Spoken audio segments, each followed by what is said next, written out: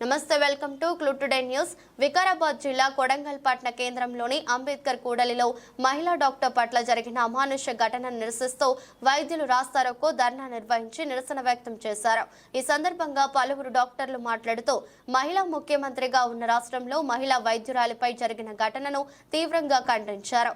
ఇటు ఘటనలో సమగ్ర విచారణ జరిపి నిందితులను కఠినంగా శిక్షించాలని డిమాండ్ చేశారు.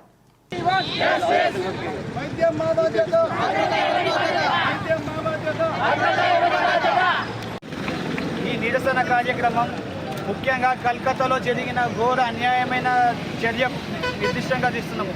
ఎందుకంటే హాస్పిటల్ అన్నది ఒక సేఫ్ ఎన్విరాన్మెంట్. అటువంటి సేఫ్ ఎన్విరాన్మెంట్లో హాస్పిటల్ ప్రెమిసెస్లో ఒక సెమినార్ రూమ్లో ఈ దుశ్చర్య జరిగింది. ఒక రేప్ చేసి మర్డర్ చేసిన ఫీమేల్ డాక్టర్ని, అది కూడా హాస్పిటల్ ప్రెమిసెస్లో. అంటే మన సేఫ్టీ పరిణామాలు ఎంత వరకు ఉన్నాయో చూసుకోండి. ముఖ్యంగా లైఫ్ సేవియర్ని మనం ప్రొటెక్షన్ చేయలేకపోతున్నాం. అటువంటిది బయటి వ్యక్తులు కూడా వచ్చి ఇటువంటి దుశ్చర్యకు పాల్పడుతున్నారు. ఇక్కడ మెయిన్ ఒక వైద్య కాకుండా ఒక మహిళ వేరే డిపార్ట్మెంట్స్ అనుకుంటే ఒక నార్మల్గా రోడ్ల మీద జరిగితే మాత్రం దేశం మొత్తం మువ్వెత్తినప్పుడు జరిగింది.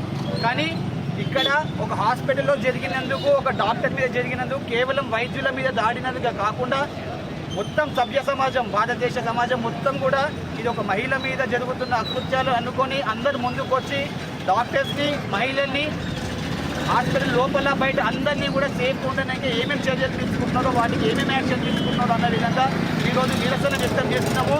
ఇంకొకటి ముఖ్యమైనది ఏంటంటే, ఈ ఘటన జరిగిన తర్వాత నిరసనకారుల మీద కూడా దాడి జరిగింది. ఎందుకు అంటే ఎవిడెన్స్ని చూపేయడానికి, దోషుల్ని రక్షించడానికి. ఆ దోషుల్ని ఖచ్చితంగా శిక్షించబడాలి. దానికి ఏ విధంగా మెకానిజం పనిచేస్తుందో, దానికి ఏ విధంగా సపోర్ట్ చేయాలో అవి చేసుకుంటూ ఇంకా ఏం జరగకుండా స్ట్రిక్ట్ యాక్షన్స్, లాస్ తీసుకురావాలని కోరుకుంటూ ఈ నిరసన వ్యక్తం చేస్తున్నాము. దయచేసి అందరికీ థ్యాంక్. ఇక్కడ వచ్చినందుకు, ఆ జరిగిన దుర్ఘటనలో ప్రాణాలు కోల్పోయిన మా తోటి వైద్యురాలికి ప్రగాఢ సానుభూతి తెలిపించుకుంటూ, వాళ్ళ కుటుంబానికి సానుభూతి తెలిపించుకుంటూ, సెలవు తీసుకుంటూ అందరూ చేయి కలుపుకొని సమాజ శ్రేయస్సు కోసము, డాక్టర్ల శ్రేయస్సు కోసం, అభ్యున్నతిగా మహిళా అభ్యున్నతి కోసం తోడ్పాలని కోరుకుంటూ థ్యాంక్ యూ. అందరికీ జై. हमारे भारत देश में बहुत ही बड़ा अन्याय हुआ है.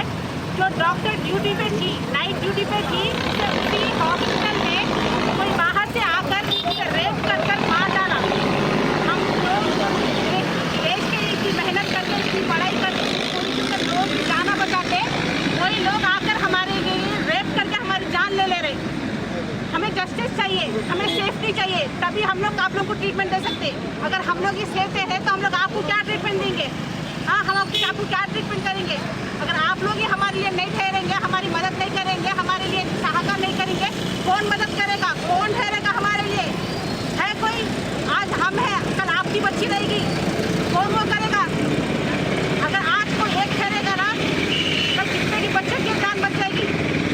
एक करेंगे तो कोई ठहर गया ना, बस काफी है.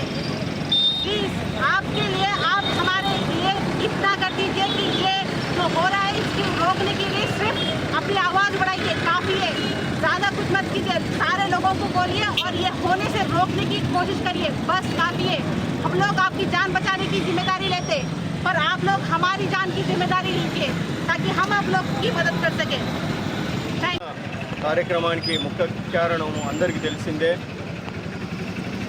వెస్ట్ బెంగాల్లోని కలకత్తాలో ప్రముఖమైన ఒక ఆసుపత్రిలో డాక్టర్ మౌమిత, పల్మనాలజిస్ట్, మన భాషలో లంగ్ స్పెషలిస్టు, దాదాపు 31 సంవత్సరాలు ఆమె కష్టపడి చదివి, మీకు అందరికీ తెలిసిందే, ఒక MBBS చదవాలంటే ఒక 6 సంవత్సరాలు, ఒక PG చదవాలంటే 3-4 సంవత్సరాలు,